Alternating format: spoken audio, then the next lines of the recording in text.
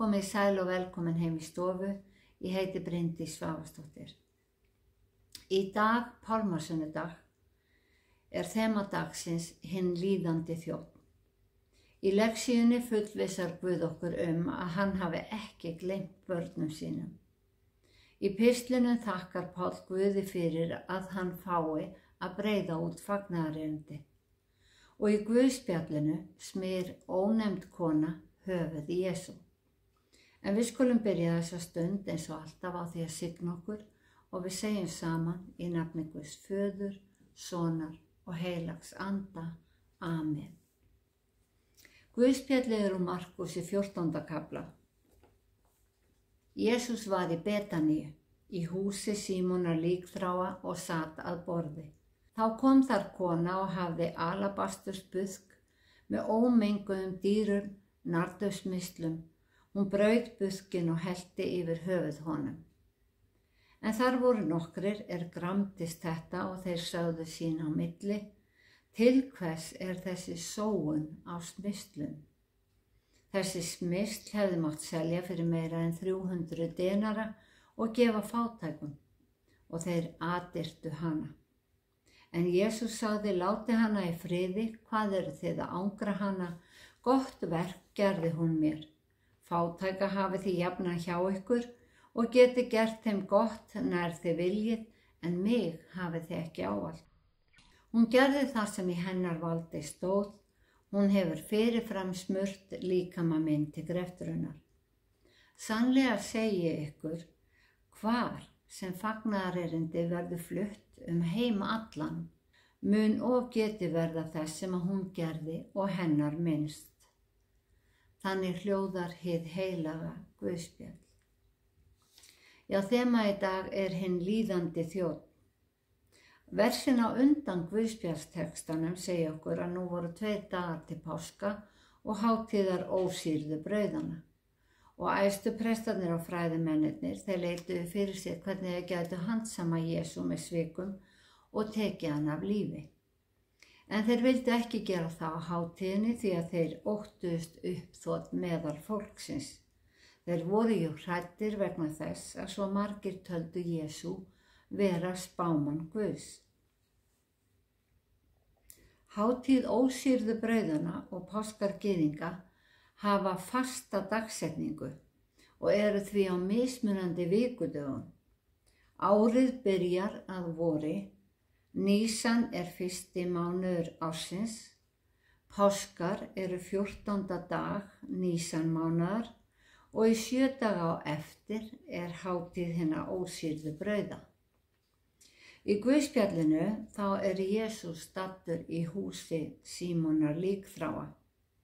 Viðurnefni hans bendir til þess að hann hafi haft líkþrá en læknast. Ef til vill hefur Símon haldið veislu fyrir Jesú í þakklætisskyni fyrir lækningu. En í Guðspjöllunum nokkra frásagnir af því að Jesús læknaði líkþráa menn. Ónafngreind kona kom og smurði hann dýrum smyslum.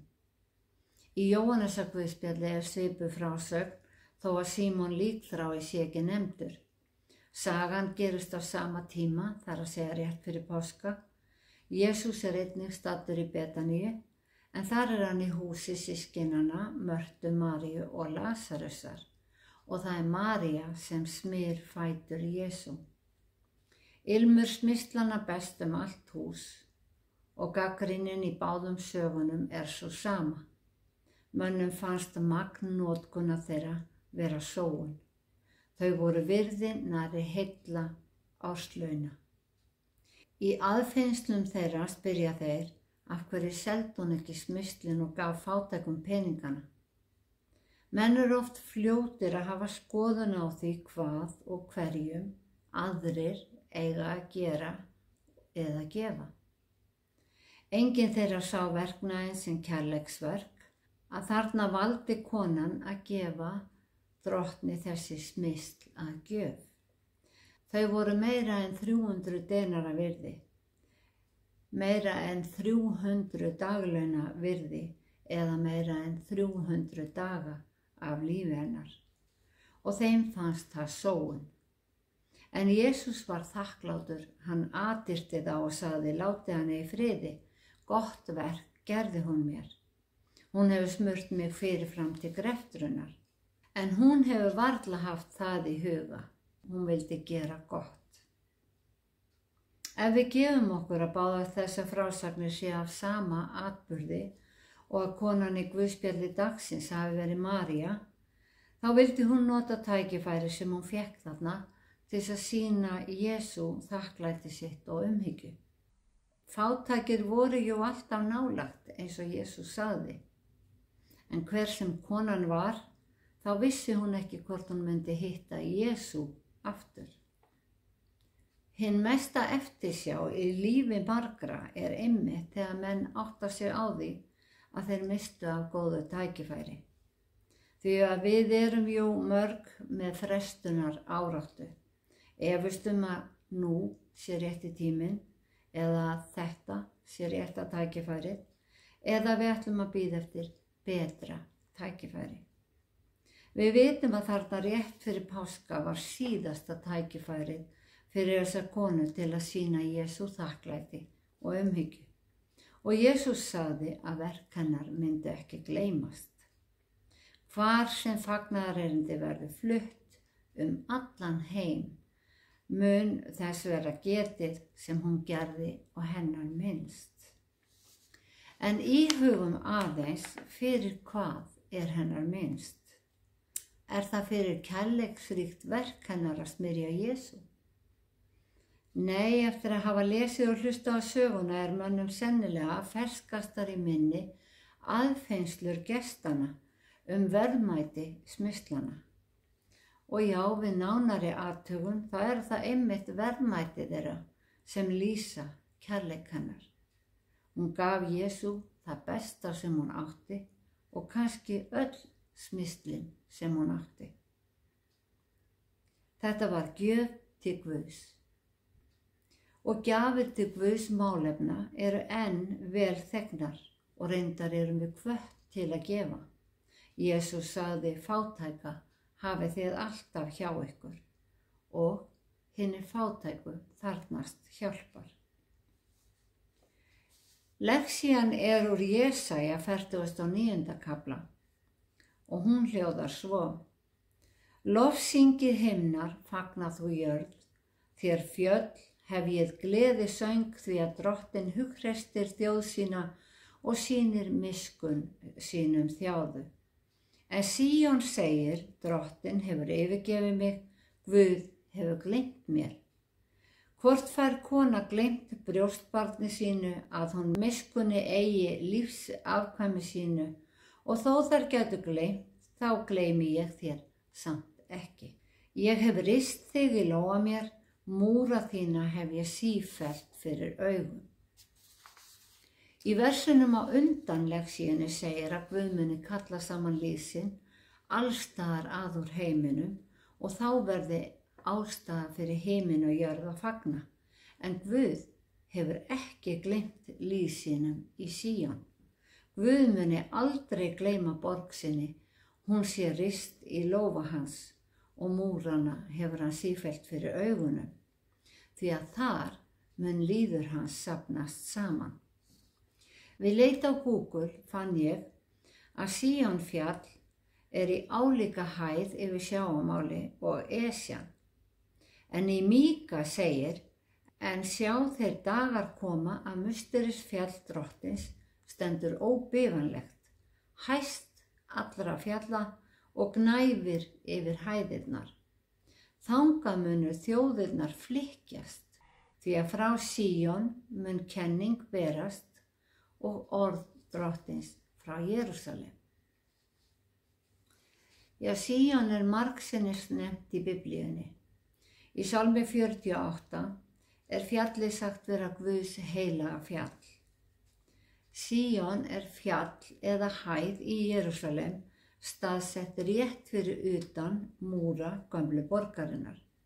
Og í Gamla testamentinu hefur nafni verið notað borg Davíðs, Betlehem, en einnig verið nefnt musterisfjallið. En merking Síón hefur breyst og nú það notað sem nafn á vesturhæð hinnar fornu Jerúsalemborgar.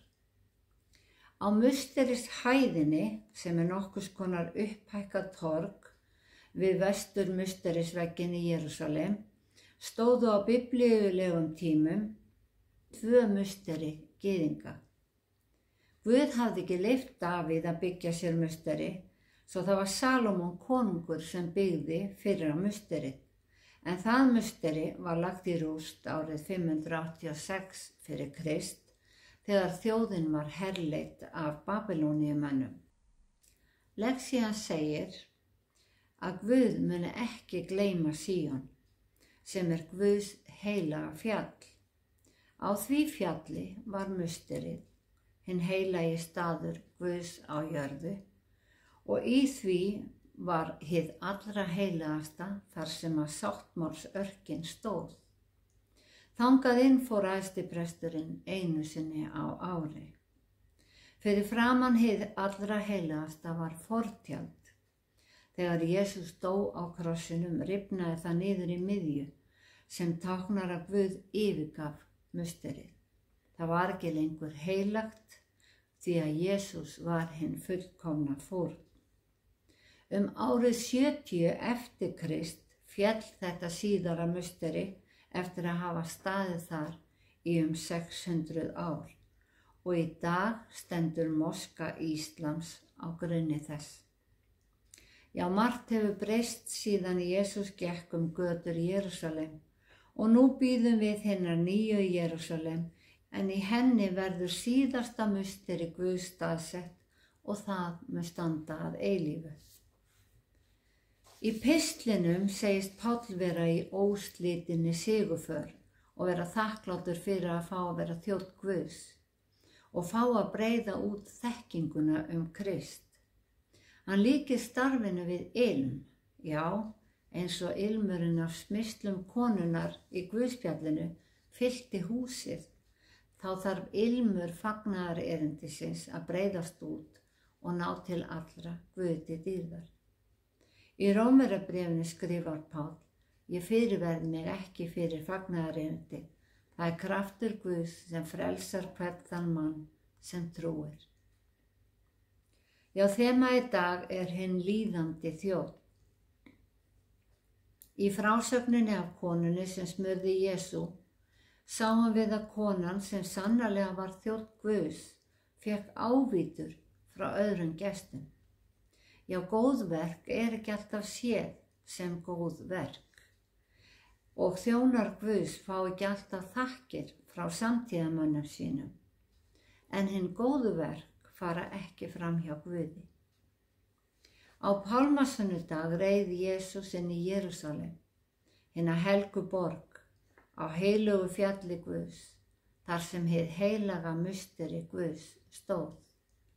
Fólki flykktist þangað því að páskahátíðin var að nálgast og musterið var aðalfórnarstaður lýðsins. Líkt og áður lýðurinn slátraði lambi fyrir brottförina frá Egyptalandi svo að engill dauðans færi framhjá. Þá var heilugur lambi Guðs, Jesú Kristi, fórnað á páskahátíðinni til þess að engill drottins fari framhjá og Guð gefi þeim sem á hann trúa eilíft líf. Jesús hinn líðandi þjónn, hann var hinn fullkomna fórn og drottinn Guð hefur boðið lærisveinum sínum að hjálpræði hans skuli boðað allt til endimarka jarðar. Já, eins og þægilegur ilmur smyrsla konunnar fyllti húsið, á ilmur fagnaðarerindisins að fylla heiminn. Drottinn blessi þig og varveiti þig, Drottinn láti sína ásjónu lýsa yfir þig og sé þig náðugur. Drottinn upplyfti sínu augliti yfir þig og gefi þig frið. Í Jesú nafni. Amen.